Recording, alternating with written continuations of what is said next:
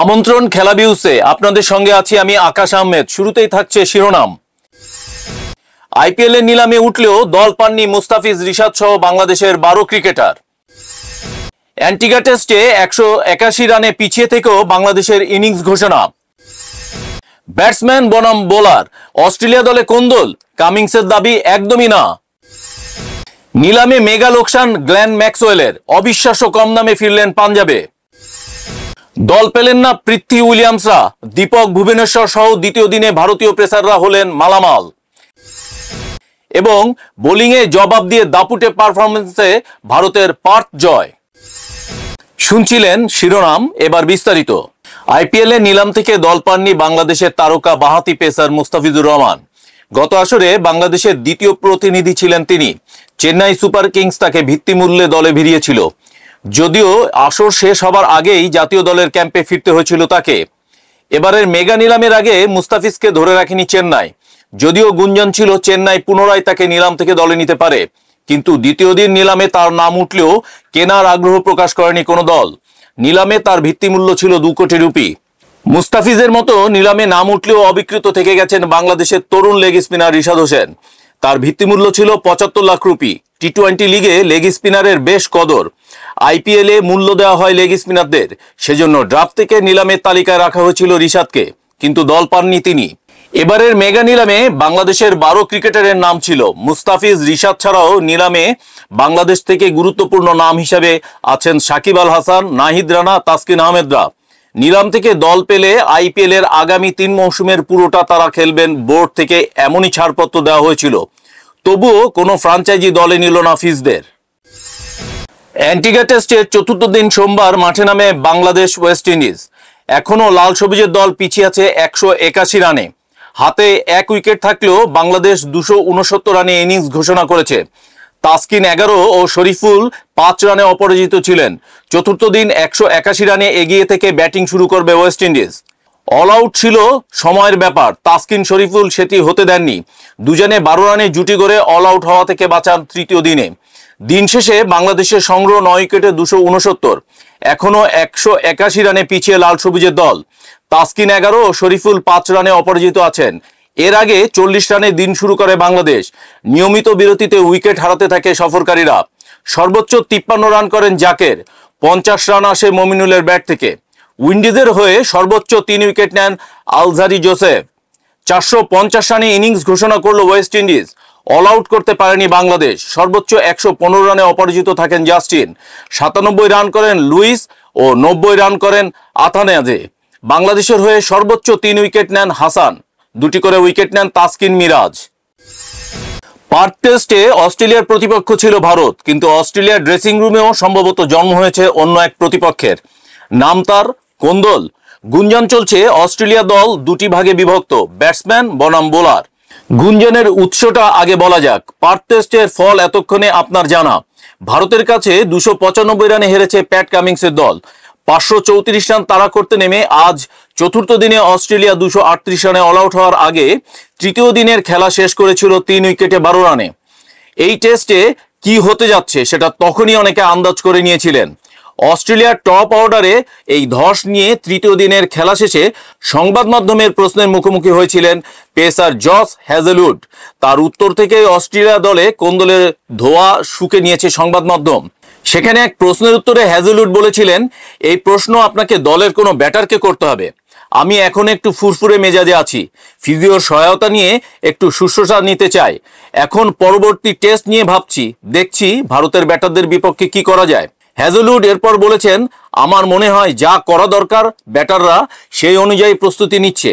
তারা সোমবার সকালে নেটে নামবে এবং প্রথম ইনিংসে যা ঘটেছে সেসব নিয়ে নিজেদের মধ্যে কথা বলবে এবং সেটা যেন না হয় কিভাবে উন্নতি করা যায় সেই চেষ্টাই করবে। 24শে নভেম্বর রবিবার থেকে শুরু হয় আইপিএল এর মেগা অকশন। সোমবার ছিল দ্বিতীয় ও শেষ দিন।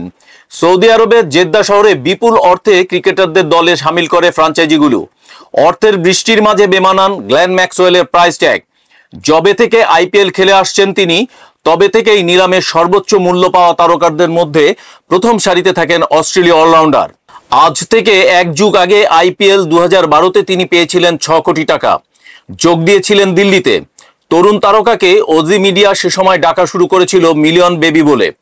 সেখান থেকে মুম্বাই ইন্ডিয়ান্সে যান 6 কোটিতেই। এরপর 2014 থেকে 2017 অবধি 6 কোটির বিনিময়ে খেলেছেন পাঞ্জাব কিংসের হয়ে। 2018তে দিল্লিতে ফেরেন 9 কোটি টাকায়। 2020-এর নিলামে এর দাম বেড়ে দাঁড়ায় 10.75 কোটিতে। আবার তাকে ফেরায় প্রীতি জিন্তার পাঞ্জাব ফ্র্যাঞ্চাইজি। যদিও এবার 1 বছরের মধ্যেই দল ছাড়েন ম্যাক্সওয়েল। 2021 সালে 14.25 কোটিতে রয়্যাল চ্যালেঞ্জার্স বেঙ্গালুরুতে যোগ দিয়েছিলেন অস্ট্রেলীয় অলরাউন্ডার। পরবর্তী মেগা অকশনের আগে ম্যাক্সওয়েলকে রিলিজ করে দিলেও 11 কোটিতে পুনরায় কিনে নিয়েছিল আরসিবি। গত 2 বছর 11 কোটি পেয়েছেন তিনি। সেখান থেকে এক ধাক্কায় অনেকখানি কমে গেল তার দাম। 2 কোটি টাকা বেস্ট প্রাইস রেখেছিলেন তিনি। প্রাথমিক আগ্রহ দেখায় সানরাইজার্স হায়দ্রাবাদ, কিন্তু পরে লড়াইটা দাঁড়ায় চেন্নাই সুপার কিংস ও পাঞ্জাব কিংসের মধ্যে। চেন্নাই পিছু হটায় 4.20 কোটিতে ম্যাক্সওয়েলকে ছিনিয়ে নেয় পাঞ্জাব। তৃতীয়বারের জন্য প্রীতি জিন্তার ফ্র্যাঞ্চাইজিতে যোগ দিচ্ছেন তিনি। প্রথম বছর যে দাম পেয়েছিলেন পাচ্ছেন তার চেয়েও কম অর্থ। 2024-এর আইপিএলে তার হতশ্রী পারফরমেন্সের প্রভাব প্রাইস ট্যাগে পড়েছে বলে মনে করা হচ্ছে। সোমবার দ্বিতীয় শেষ দিন নিলামের মঞ্চে ইতিমধ্যে 10টি ফ্র্যাঞ্চাইজির মধ্যে হাড্ডাহাড্ডি লড়াই দেখা যায়। ব্যাটসম্যান, বোলার ও উইকেট কিপারদের কিনতে মরিয়া ছিল ফ্র্যাঞ্চাইজিগুলি। নিলামের শুরু থেকেই পেসারদের কিনতে মোটা টাকা খরচ করেছে ফ্র্যাঞ্চাইজি। দিনের শুরুতেই খাতা খোলে কলকাতা নাইট রাইডার্স। ওয়েস্ট ইন্ডিজের রবমান পাওয়েলকে দলে সামিল করে ফ্র্যাঞ্চাইজি। তবে প্রথম দিকে বেশিরভাগ খেলোয়াড়দের কিনতে রাজি হয়নি franchise. Mayank Agarwal, Kane Williamson, Glenn Phillips, Ajinkya Rahane, Prithvi Shaw, Shardul Thakur, Adil রশিদদের মতন খেলোয়াড়দের দল পায়নি ফ্র্যাঞ্চাইজি। তবে আসন্ন আইপিএলে তারকা পেসার ভুবনেশ্বর কুমার আজকের দিনের সবথেকে দামি খেলোয়াড় হয়ে উঠেছেন। আবার একবার রয়্যাল চ্যালেঞ্জার্স বেঙ্গালুরু দলে সামিল হয়েছেন ভুবনেশ্বর। তাকে কিনতে নিলামের মঞ্চে মোটা টাকা খরচ করতে রাজি ছিল চেন্নাই, মুম্বাই এবং বেঙ্গালুরু ফ্র্যাঞ্চাইজি। তবে শেষ মুহূর্তে 10.75 কোটি টাকা দিয়ে রয়্যাল চ্যালেঞ্জার্স বেঙ্গালুরু দল ভুবনেশ্বরকে তাদের দলে সামিল করল। 9.25 কোটি টাকায় এবার চেন্নাই ছেড়ে মুম্বাই দলে সামিল হলেন দীপক চাহার।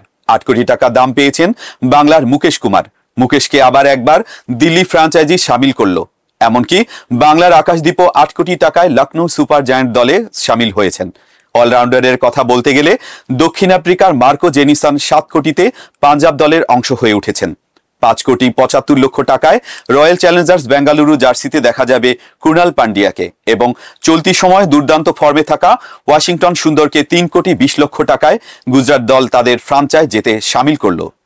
বেশি দাম পেলেন না দক্ষিণ আফ্রিকার ফাক ডু প্লেসিস। কেবলমাত্র 2 কোটি টাকায় ডু প্লেসিসকে দলে সামিল করল দিল্লি ফ্র্যাঞ্চাইজি। পাশাপাশি ইংলিশ অলরাউন্ডার স্যাম কুরানকে কেবলমাত্র 2.40 কোটি টাকায় চেন্নাই সুপার কিংস আবার ঘরে ফেরালো। দক্ষিণ আফ্রিকার পেসার জেরাল্ড কোর্টেসকে 2.40 কোটি টাকায় গুজরাট তাদের দলে সামিল করেছে। তাছাড়া ভারতীয় বোলার তুষার দেশপান্ডেকে চেন্নাই নয় বরং রাজস্থান রয়্যাল দলের জার্সিতে দেখা যাবে।